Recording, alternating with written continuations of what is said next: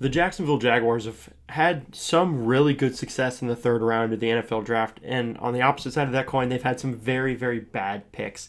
Obviously, Andre Cisco showed a ton of promise in his rookie year in 2021. Unique Ngakoue 2016 was arguably a member of one of the greatest draft classes in Jaguars history. Aaron Killer Beasley in 1996. Everyone's favorite punter. And Gene Smith special. One guy to sum up the whole tenure of Gene Smith as a general manager. Brian Anger in the third round. And regardless, they're all former general managers for a reason. Whether they've made a misstep with Brian Anger or they made a misstep with Justin Blackman, which, was kind of out of his control, but still.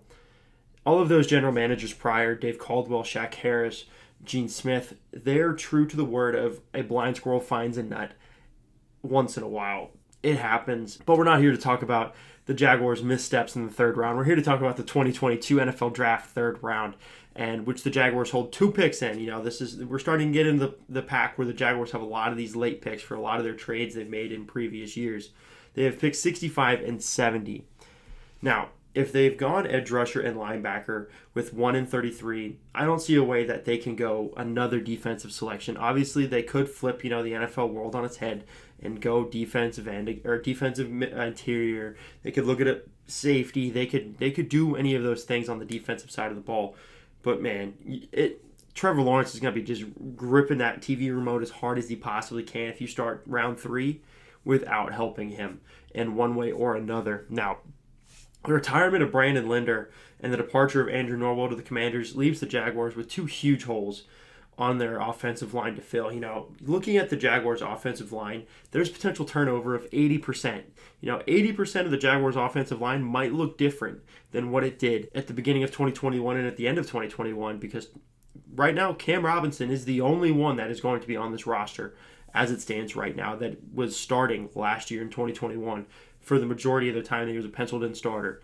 So, huge issue there for me. Dylan Parham out of Memphis. He's a great choice with either of these selections. I really do like him. I've seen him mocked, late second. I've also seen him mocked kind of in the 4th round.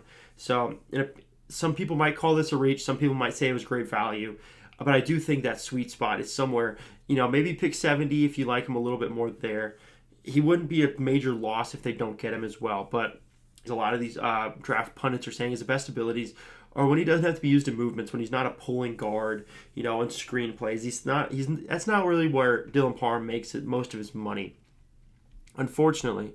Now, Lance Zierlein at the NFL.com has said that he has someone that can play both guard positions. Quote, could become a starter within his first 3 years, end quote. I do enjoy that, but at the same time, pick 65, the top pick of the third round, and even potentially 70 might be a little bit too rich for my blood.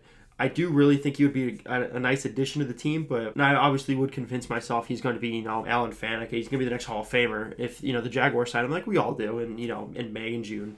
But ultimately, a huge point with him is that they have a massive depth issue just as much as they have a starting lineman issue. Obviously, they signed Brandon Sheriff. Could Ben Barch play that, left guard position and then have Parham build up, and eventually once Sheriff ages himself out of the position, kind of, if you will. I don't see him becoming one of these Jason Kelce's that plays until he's pushing 40. Then Parham steps into the right guard spot, and say they don't like the fact that Parham has undersized arms and he doesn't move a whole lot. You have players like Luke Godeki from Central Michigan and Darian Kennard from Kentucky. Both 2 people I've seen that some different draft pundits have top 32 on their respective big boards, whether it be ESPN, NFL.com, PFF, the Draft Network, places like that.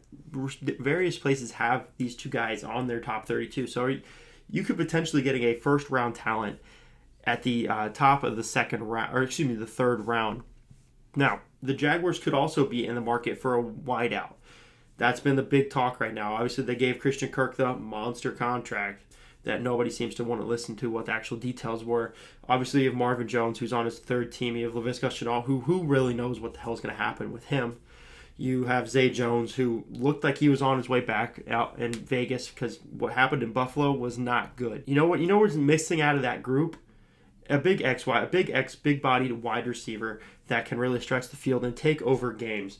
A couple people that come to mind when I think of that. John Metchie, Alabama. Obviously tears his ACL. end of 2021 in the college football playoff. But he was well on his way to a 100 reception, 1,000 yard season before obviously tearing his ACL.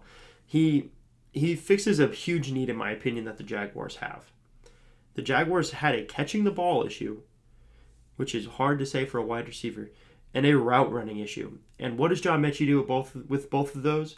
He is a great athlete at them. Now, the downside to him is that he is not your prototypical, and he's not what you would say would be your X wide receiver.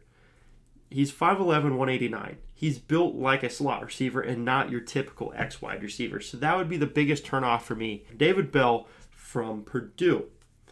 He was the second he stepped on campus in Purdue, he was an impact maker for the Boilermakers. He was a freshman All-American, and he was a finalist for the Blitnikoff Award. For those that don't know, that is the best wide receiver in college football in that year. And the year that got him there, he had 93 receptions and over 1,200 yards. I saw this quote on PFF. It was, I'm paraphrasing here, but it was, Bell was the best player on the field for Purdue, even when defenses knew that Bell was the best player and most productive player on the field. So obviously, he is someone that has good capability, contested catches, things like that. He ran 4.65 at the the NFL Combine. And, some people like to say that really doesn't mimic what he plays like. That exactly mimic what he plays like. He plays at one speed, and that is quick, but not, obviously he ran a 4.65. He's fast.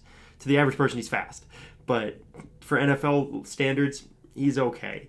He's not going to run away from anybody, and he does struggle to separate sometimes in the beginning of his routes. Now, Alec Pierce, Cincinnati, a lot of guys I've seen very big opinions on this guy. David Bell, some people have been like, he could be a good player. Metchie, he really could be a good player. Alec Pierce draws one of two reactions for people. I hate this guy, or I really like this guy. Because he is expected to be there around that 65-70 range. I've seen some people drafting him in the second round. I've seen some people drafting him in the fifth round on their mock drafts. It's a wild crapshoot with where Alec Pierce is going to go, in my opinion. And he has incredibly strong hands, and he pulls in a lot of contested catches. But he kind of has the same issue that Bell has. Bell fails to create that separation very early in the route, and that kind of what leads him to being a very good contested catch wide receiver, because he's just not getting the separation he needs to be able to make clean catches. But Alec Pierce is someone that I can absolutely see making the majority of his money off of, being that fade in the back of the end zone from the 15, from the 20, from the 25, being that back corner of the end zone in the red zone kind of guy, that big body wide receiving target. Tight end could be an option. I'm not going to say Isaiah Likely isn't an option here, but I do think the signings of Evan Ingram, and obviously them already having Dan Arnold, Luke Farrell is still on the roster from last year, being a draft selection. I wouldn't be surprised if, Coach Doug Peterson, Trent Baalke, they look at this running back room the same way they look at the tight ends. And I really wouldn't be surprised if they view running back as a higher need than tight end. Both running backs are coming off career-altering injuries. Evan Ingram just drops the ball and Dan Arnold got hurt. That's, in my opinion, completely different than where the running back room is. So I would expect them to go running back before they go tight end. If I'm putting my GM hat on right now, who am I taking? Currently I already have the Jaguars taking Aiden Hutchinson at the top of the first round. I have them taking Leo Chanel in the 33rd pick. Now I have the picks 65 and 70. Do-do-do-doom. With the 65th pick in the 2022 NFL Draft, the Jacksonville Jaguars select Luke Godeki, offensive guard. Now, I don't think Parham's going to be there personally. I do think he's going to get snagged. I do think he's going to get picked a little bit earlier than people would like, considering the fact a lot of people are expecting him to fall. Now, play the chime once again, please. With the 70th pick in the 2022 NFL Draft, the Jacksonville Jaguars select Alec Pierce, wide receiver, Cincinnati. Metchie's injury scares me. Obviously, it's 2022. ACL injuries they're not as prevalent anymore. But combine that with the size issue, I don't like it. And then the fact that Pierce ran a whole second or tenth of a second faster than David Bell did at the Underwear Olympics. That's just where I'm at for the two. For when it comes to wide receiver at pick 70. Like I said earlier, I think it's too early for a tight end. fourth round at the earliest for either running back or tight end. But thank you guys so much for watching. Stay safe and go Jaguars. How about them Jags? Come on, Joe! Ah! Thank you for